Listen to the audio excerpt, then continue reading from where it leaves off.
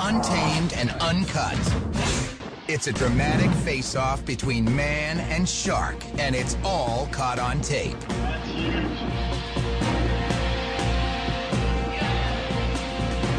This angry predator, known as a spinner shark, is provoked into defending himself. This slender, fast-swimming fish gets the name spinner for its ability to breach and rotate out of the water. They're often seen prowling the warm waters off the Florida coast. One weekend, Andy was out boarding when he noticed dark shadows of sharks looming beneath the surface. Instead of leaving Mother Nature alone, Andy decided to snag one of the creatures out of sheer curiosity. With a foot-long mullet as bait, Andy has a spinner at the end of his pole in 10 seconds. But this shark is ready for a fight. He actually pulls right to the shoreline. It's a 12-minute tug-of-war between 160-pound Andy and the 125-pound shark. Finally, Andy's friend Greg Coolwind drags the exhausted shark onto the beach. And Andy cuts the line with his teeth. Now out of the water, the shark will suffocate in a matter of minutes. He's in great distress. Andy knows he's had enough, but his beach buddies want to dislodge the hook from the shark's mouth before they send him back to the water.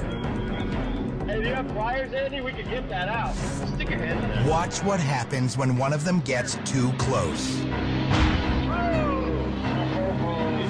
The shark lunged, and it actually got his finger. He was bleeding, and that should have been a warning for us.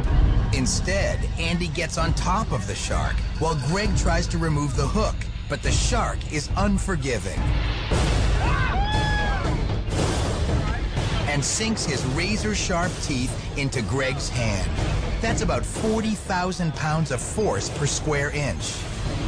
Greg stayed steady and calm and actually used his other hand to try to pry the shark's jaw open. The crowd holds its collective breath as Greg eases his left hand across the shark's lower jaw, pries it open, and frees his mangled hand. It does not look good. That's a lot of blood, dude. The bite leaves Greg with 8 deep puncture wounds. Unlike the jagged teeth of a great white shark that are lined up in rows and will rip you to pieces like a meat grinder, the teeth in both the upper and lower jaws of a spinner shark are very fine and pointed. They're designed to grasp and catch small bait fish and swallow them whole. The spinner has no serration in its teeth, so luckily for Greg, it's incapable of sawing through or tearing off a human hand. The spinner is sent back to the water with the hook still lodged in his mouth. But the hook will rust away in a matter of weeks with no harm to the shark. Greg was lucky that day. His injuries were minor. He didn't even go to the hospital. And within a matter of hours, he ventured back out into shark territory. But this time, the two Floridian thrill seekers leave Mother Nature alone. Untamed and uncut. Only on Animal Planet.